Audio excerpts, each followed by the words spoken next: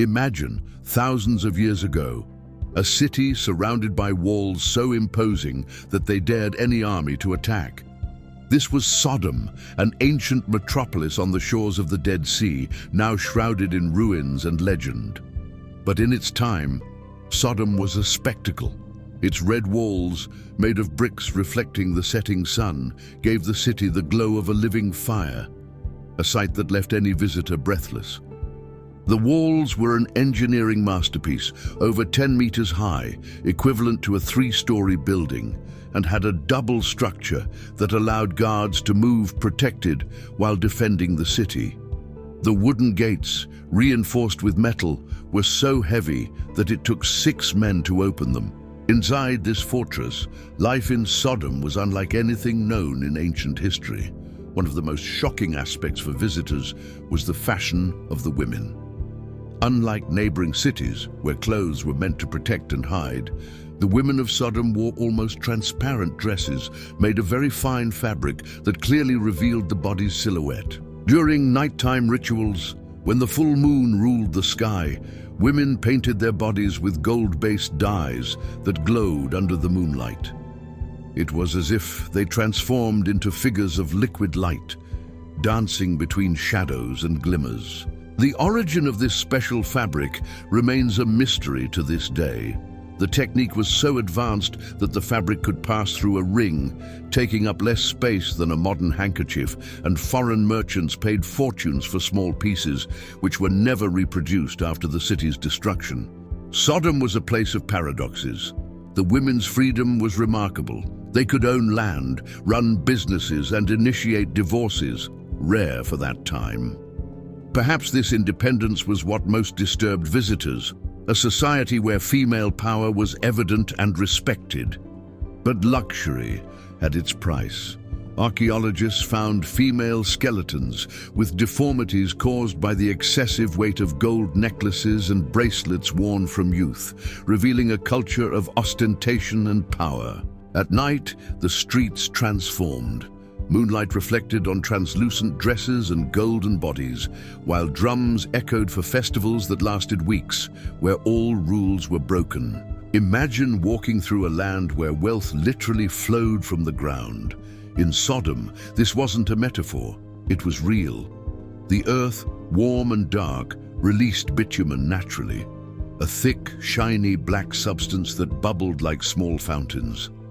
In other regions, this material was rare and precious. In Sodom, it was everywhere. Egyptian merchants traveled for months to buy it. A single shipment could pay for a palace in a neighboring city. Sodom's bitumen was used to embalm royal mummies, seal sacred boats, and even as a base for rare perfumes.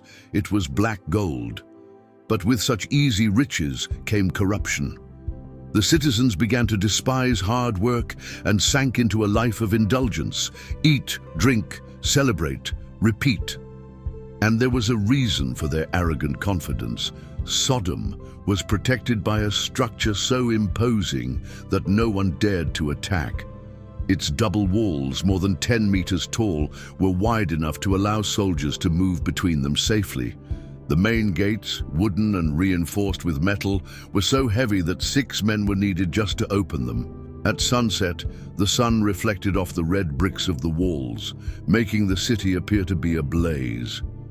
Visitors described the feeling of standing before a living, almost magical city. This total protection gave rise to a dangerous belief that nothing could harm them. And when a society believes it is untouchable, its laws, customs, and moral boundaries begin to vanish. The city born from rich soil had now become a theater of extravagance. Every corner overflowed with excess. It was as if the land itself conspired to feed the arrogance of its people. And over time, even what was most sacred, compassion, justice, empathy, was replaced by spectacle, luxury, and cruelty. The lingering question is, can a society thrive without losing its humanity? Or does abundance always blind those who possess it? At first glance, Sodom looked like paradise. Surrounded by towering walls and enriched by bubbling bitumen and luxurious trade, it was seen as a city of promise. But behind its iron gates lay a dark secret. Hospitality was a crime. While other ancient cultures, like the Hebrews, Egyptians, and even the Canaanites, treated travelers with honor and respect, Sodom did the opposite. Helping a stranger was considered treason. A simple act of kindness, such as offering bread or water to a foreigner, could lead to death. One tragic tale tells of a young noblewoman named Pelatit, who was executed for feeding a hungry traveler. Her punishment was horrific. Smeared with honey and left tied to a wall under the sun, she was slowly devoured by insects while the people watched. Her death served as a warning. Compassion would not be tolerated. But in Sodom, cruelty wasn't hidden. It was entertainment. When a foreigner entered the gates, bells rang to announce their arrival. Crowds would gather to watch them be humiliated. One of the city's games forced visitors to dance barefoot on burning coals while the mob threw stones. No one intervened. It was part of the fun. The logic was simple. Sodom had everything and needed no one. Outsiders were threats, or worse, sport. Even the judicial system was twisted. Judges were chosen not for wisdom, but for their skill in perverting justice. Trials became performances. Victims were punished while perpetrators laughed. One well-known case involved a merchant named Eleazar. He fed a beggar and was arrested. The beggar turned out to be a judge's accomplice. To avoid torture, Eleazar surrendered his entire caravan. Sodom had become an inverted mirror of civilization. Kindness was weakness, compassion was a crime, suffering was a public event. And beneath the city, even darker truths hid. During times of crisis, droughts, quakes, poor harvests, the priests turned to human sacrifice.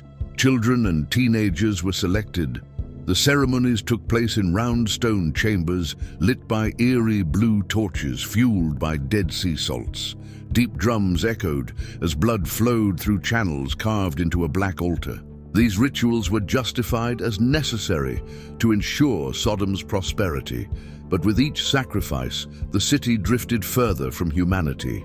The question becomes unavoidable. When cruelty becomes routine, can a society still call itself civilized? The people of Sodom no longer recognized right from wrong. Their wealth had numbed their conscience, and their cruelty had become culture. Then came the sky. One night, it shimmered strangely, not with stars, but with fire. At first, they thought it was a storm, but it wasn't rain, it was light. A roaring brilliance that descended not slowly, but all at once. The earth shook.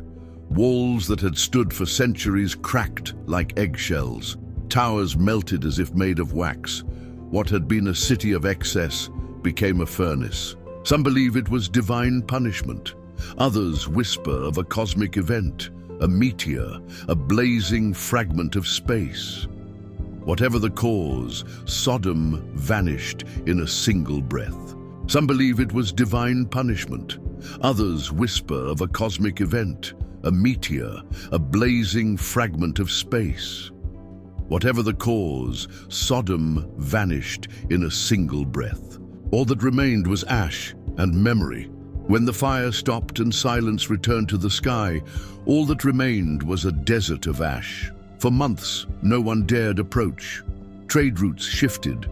Birds avoided the sky above.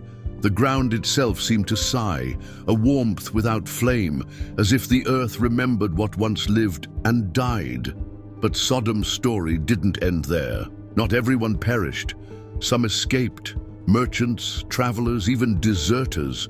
They lived like ghosts in foreign cities, hiding their past, carrying horror in their eyes. One of them was Nior, son of a priestess who had rejected the sacrifices. He had seen the destruction from afar. Over time, he became a wandering storyteller, his voice a warning. It wasn't fire that killed Sodom, it was pride. Some called him mad, others listened in silence and wept. Years later, explorers returned. They found melted towers, distorted statues, and bones fused into stone, as if time itself had stopped in mourning. Buried beneath the old temples were stone tablets, etched with laws that punished kindness and praised cruelty, the constitution of a city where compassion was a crime. Some believe Sodom never truly died, that it reappears under new names whenever humanity forgets empathy, that each time a people treats another as threat, a spark of Sodom burns again. For Sodom was never just a place, it was a mirror, and every mirror can show what we fear to see.